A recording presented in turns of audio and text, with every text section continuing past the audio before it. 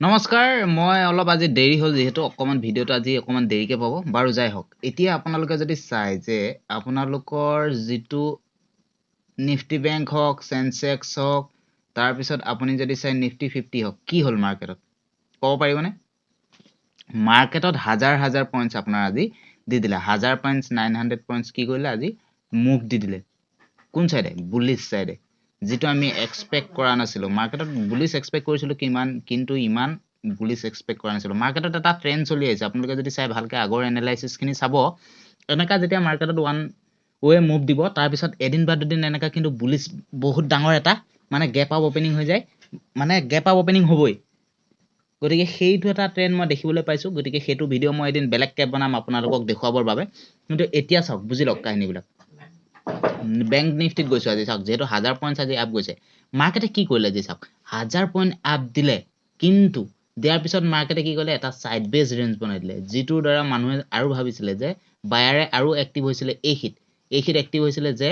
আৰু বুলিশ হ'ব মাৰ্কেট কিন্তু বুলিশ নহল মাৰ্কেট কি হ'ল সাইড বেজ আপ গল ডাউন আহিল আপ গল ডাউন আহিল আপ গল ডাউন আহিল তেনে কৰি কৰি মাৰ্কেটে কি কৰিলে আজি ৰেঞ্জটো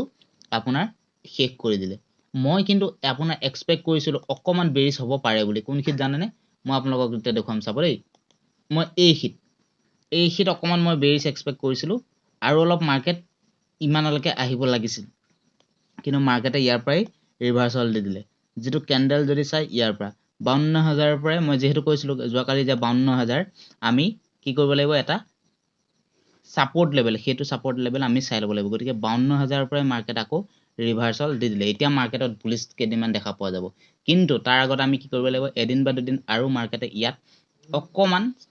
টাইম অতিবাহিত কৰিব লাগিব এতিয়াও চাওক যদি আপোনালোকে চাই ভালকে ট্ৰেন্ড লাইন এডাল যদি আপোনালোকে ড্ৰ কৰে যে ট্ৰেন্ড লাইন ডাল এনেকা যদি চাই অলপ বেকা হৈছে ট্ৰেন্ড লাইন ডাল কিন্তু আশে-পাশে মাৰ্কেট আছে গতিকে এই ট্ৰেন্ড লাইন ডাল যেটা আছে ন এই ইয়াত আৰু এদিন অকমান অতিবাহিত কৰাৰ পিছত মাৰ্কেটে ইমানলৈকে আৰু যোৱাৰ মই ভিউ দেখা পাইছো যেটো আপোনাৰ 52750 লৈকে যোৱাৰ টাৰ্গেট আছে গতিকে অকমান চাই চিতি ট্ৰেড কৰিব লাগিব এদিন বা দুদিন চাওক মাৰ্কেটে কেতিয়া ক'ত কি মুভ দি দিব কোনো ক'ব নোৱাৰে গতিকে আপুনি যেটো এক্সপেক্ট কৰে সেইটো কেতিয়াবা নহব পাৰে কিন্তু চাওক মাৰ্কেটে আজি পুৰা সাইড বেজ ৰেঞ্জ থলে যেটো বায়াৰ সেলাৰ সবকে আজি ট্ৰেপ কৰাই দিলে সেলাৰ অকমান বৰ প্ৰফিট হল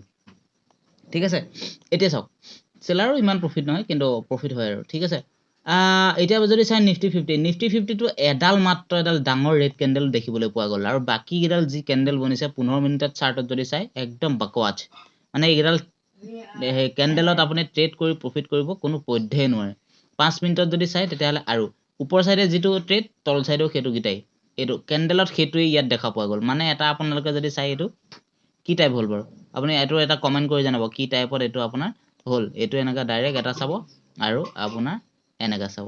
এটো কি টাইপ হল এটো কমেন্ট কৰি জানাব এতিয়া আমি কাললে কেনেকা এক্সপেক্ট কৰিম চাওক ইয়াত আপোনালোকে কাললে মই অকমান গ্যাপ আপ ওপেনিং ইয়াত এক্সপেক্ট কৰিছো যে মাৰ্কেট 24300 ৰ ওপৰত মাৰ্কেট যদি থাকে তেতিয়াহলে তাৰ পৰা আমি বুলিশ যোৱা এক্সপেক্ট কৰিম 24500 তাৰ পিছতে হয়তো মাৰ্কেট আকৌ বেৰিছ হোৱাৰ এক্সপেক্ট দেখা পোৱা যাব পাৰে যেটো আপোনাৰ ফাৰ্স্ট টাৰ্গেট আহিব পাৰে 24150 লৈকে মাৰ্কেট বেৰিছ হোৱাৰ এক্সপেক্ট কৰিছো তাৰ পিছত হয়তো মাৰ্কেটে আকৌ ডাউন ট্ৰেন্ড আহিব পাৰে যেটো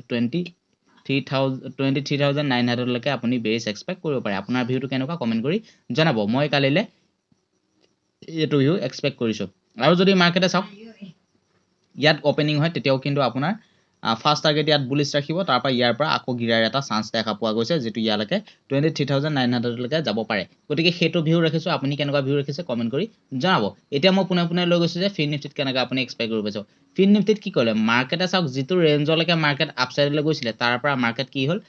তাৰ পৰা মাৰ্কেট আহি পেলাই লাষ্টত আপোনাৰ ক্লোজ দিলে যেটো যদি চাই আপোনালোকে প্ৰায় 50 পইণ্ট মাৰ্কেট তললৈ আহি ইয়াত আপোনাৰ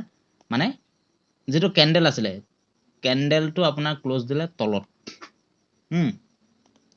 যেটো হাই লগাব লাগিছিলে তাত ক্লোজ হ'ব লাগিছিলে তেতিয়া আমি আৰু অলপ বুলিশ এক্সপেক্ট কৰিলো কিন্তু মাৰ্কেটে ইয়াত সেলাৰ এক্টিভ হৈ গ'ল এতিয়া মাৰ্কেটত যদি চাই আপোনালোকে কালিলে মাৰ্কেটত ইয়াত ওপেনিং হলে মাৰ্কেটত আপুনি ডাইৰেক্ট বুলিশ এক্সপেক্ট কৰিব নোৱাৰে ইয়ালৈকে বুলিশ যাব পাৰে আৰু এবাৰ দুবাৰ ইয়াত আপসাইডলৈ যাবলৈ চেষ্টা কৰিব পাৰে কিন্তু তাৰ পিছত মাৰ্কেট কিন্তু ধাৰামকে গিৰাৰ মই এটা ভিউ দেখা পাইছো যেটো আহিব পাৰে 23700 লৈকে আহিব লাগে যদিও নাহে মাৰ্কেটে কিবা কাৰণে যদি আপসাইডলৈ গুচি যায় তেতিয়াহলে ফাৰ্স্ট টাৰ্গেট আমি ৰাখিম যে 24300 তাৰ পিছত আমি ৰাখিম 24400 তাৰ পিছতে হয়তো মাৰ্কেটত এদিন দুদিন আকৌ সাইড বেজ মাৰ্কেট হয় মাৰ্কেটে আকৌ ধাৰামকে বেৰিছ হ'ব পাৰে গতিকে মাৰ্কেটত কেতিয়া কি হ'ব কোনেও ক'ব নোৱাৰে গতিকে অকমান চাই চিতি আমি ট্ৰেডসমূহ কৰিব লাগিব চাওক আজিও আপুনি যদি চাই ফিন নিফটিত ইমান আপোনাৰ মোমেন্টাম দেখিবলৈ পোৱা নগ'ল দুইটা সাইডে চাওক এইটো সাইডেও আপোনাৰ ইয়াত এটা শ্বেডো থাকি গ'ল ইয়াতো এটা থাকি গ'ল মানে এইটো কি বনালে মানে একদম ফালতু উপায় নাই মাৰ্কেটৰ এটা চাৰ্ট প্যাটাৰ্ন ভিউ বেলেগ থাকে সদায় সদায় বেলেগ বেলেগ ভিউ দেখা পোৱা গৈ থাকে এতিয়া চাওক সেন্সেক্সটো কি হ'ল সেন্সেক্সত চাওক আপোনালোকে একে প্ৰায় 900 পইণ্টছৰ আপ মুভ পোৱা গ'ল মানে প্ৰায় 1000 পইণ্টছ আপ মুভ গ'ল তাৰপিছত মাৰ্কেটে আহি আকৌ ক্লোজ দি দিলে এতিয়া ইয়াতো সেম সাইড বেস এটা সাইড বেস মাৰ্কেটত আমি কি কৰিব পাৰোঁ চাওক সাইড বেস মাৰ্কেটত আমি একোৱে কৰিব নোৱাৰো আপোনাৰ প্ৰিমিয়াম যেটো থাকিব সেটো জিৰো হ'বই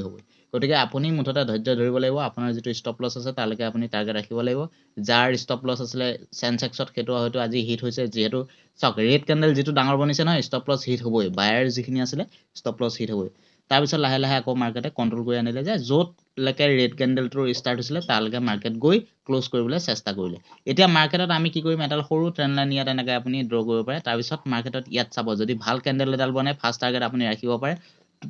80500 লৈকে আপুনি বুলিশ টাৰ্গেট ৰাখিব পাৰে তাৰ পিছত হয়তো আকৌ অকমান বেৰিছ হৈ পেলাই মাৰ্কেট ধাৰামকে গিয়াৰ সম্ভাৱনা আছে কিন্তু মই 80500 লৈকে বুলিশ